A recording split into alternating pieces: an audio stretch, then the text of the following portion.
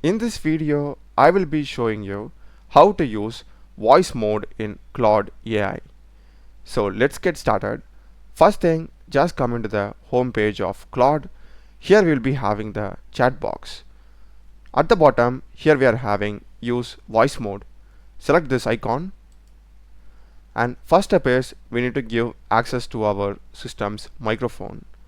And in this drop down, make sure that you are selecting the right input microphone.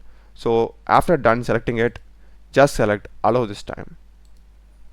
And now it's listening, as you can see.